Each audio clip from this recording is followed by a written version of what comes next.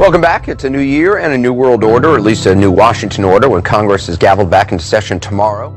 After World War II was over, we have, could I just say, 70 years, we have had a new world order, and it's been relatively peaceful.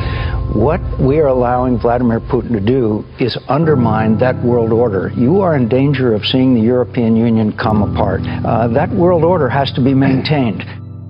But I think that in the future, which is what you're asking, first of all, there are going to be many more people who have this capability of really transforming the world. But never before has technology been so borderless. You know, in the period that you're talking about, we had a lot of new technology, great technology. I write about the telegraph, but the telephone. But it is nothing like the digital revolution. We have massive flows of information across borders, massive flows of ideas. I don't think we can, as human beings, conceive of where this is actually headed. Or, you know, in August 27, 2015, 1 billion people were on Facebook at the same time. That was, a year and a half ago. But we're going to see 3, 4, 5 billion people on Facebook at one time. This is a kind of globalization that, you know, people in the early 20th century, even in science fiction, they couldn't conceive of.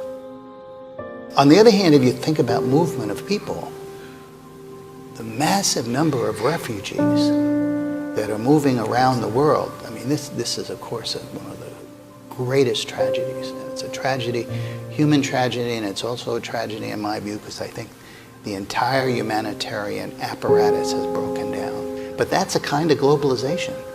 We're looking at a tragedy of unbelievable proportions. What's the logical end state of globalization? Is there going to be a Jean Monnet of the world? Are we going to have a single global currency? Are we going to have some form of global government? Begins with another mass shooting in America. The scene this time, a busy airport in South Florida. After a lone gunman began executing strangers at random in baggage claim. His family said he came home with mental issues, hearing voices in his head. Just 2 months ago, he walked into an FBI office in Alaska, claiming that his mind was being controlled by the CIA and the U.S. government, that they were forcing him to watch ISIS videos. I mean, he did not say a single word. He was emotionless. I just remember seeing his face and thinking, wow, he looks so young. He just had this blank stare, just kind of really just no emotions. Often in lone wolf situations, the shooters either commit suicide or they commit suicide by cop. This was a somewhat different scenario. This was a strange ending. Normally it ends very violently, like it starts. By him, basically, it appears he emptied his gun and then lay prone, giving himself up without a fight, which is a strange conclusion to all of this. It's destroyed us. It's destroyed everybody. It's destroyed us, and I just don't understand what is going on. My son is not a rapist. Reeves supposedly told investigators he has a problem often hearing voices in his head that force him to make very bad decisions. He says a mental evaluation on Reeves should be performed to see if the voices in his head meets the legal standard of mental insanity. It's so profound that he doesn't understand the wrongfulness of his acts, or the voices are so compelling that he feels powerless to resist them. We're also getting disturbing new details from Fort Worth police about a man who's accused of murdering his wife and their newborn son. In the affidavit, police say Vanderweech told a coworker that he recently started taking medication that makes him hear voices that tell him to kill people. The officer noted in his report Vanderweech was showing no emotion. What kind of a person would kill a baby? You know, babies, especially I don't know, I was completely shocked that this had even happened in the first place. This is the last photo Shanna Vanderwig posted on Facebook, just a few days after Thanksgiving.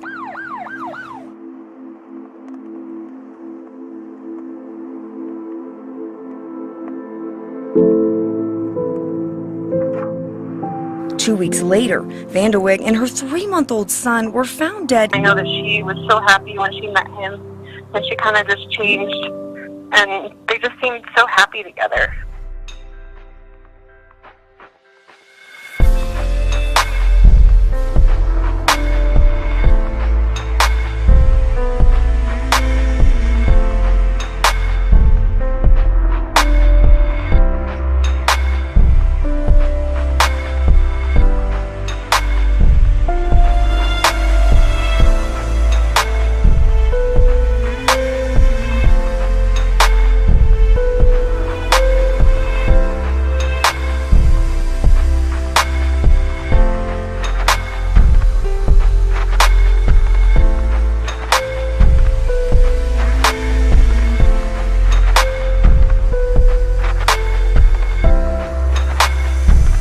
Take down a man wanted in 2 recent attacks near Duke University. Our cameras, the only ones there, as officers took Samuel Hasty into custody last night on Underwood Avenue.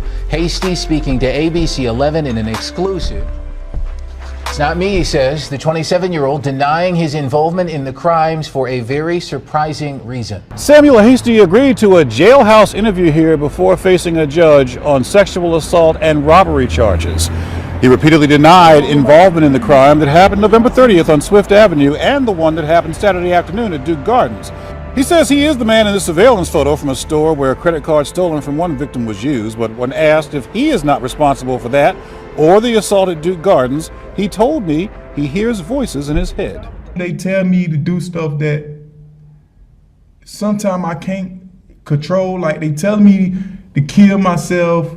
They was telling me to hurt people. They were telling me to just do crazy stuff. In Southington, trying to figure out what caused a loud boom that rocked neighbors earlier today. Folks in surrounding towns heard and even felt that blast as well. At least that's what it sounded like. So far, no one seems to know what it was. It was loud, and I was sitting in the chair, like I said, in the house, and the house shook. It was a quiet holiday morning. Most of the people had the day off.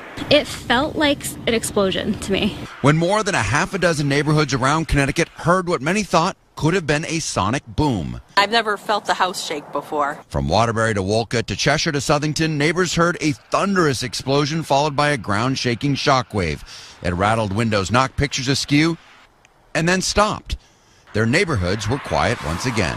And all of our neighbors did too, Bob, across the street. They were all out on the sidewalk staring up at the sky, talking about it, trying to figure out exactly where it came from. Matter of fact, they were surprised that they hadn't even heard sirens in the neighborhood. We kept waiting for the sirens, and they didn't come. We kept following the feeds on Facebook, and, it's up to 800-900 comments on it. And the police apparently didn't know what was going on. I mean, really, it's a most unusual thing because there's no building missing a roof. There was no seismic activity that we know of, or earthquake, anything like that. They're just a loud boom, shook and rattled just for miles around. Thanks so much, Bob. What could that have been? We'll find out at some point.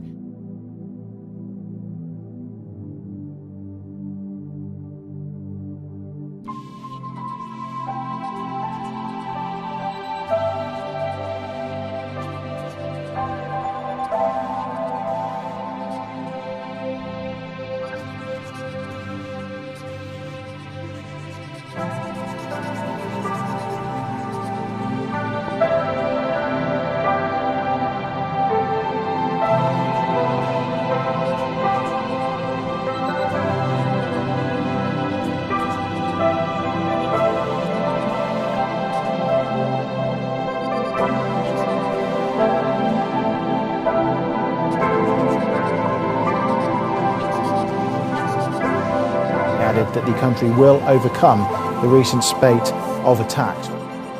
Witnesses say it looked like a war zone. It's a more sustainable kind of globalization. And then you might see international institutions that are much smaller, much less, their ambitions are much, they're there to execute fewer things.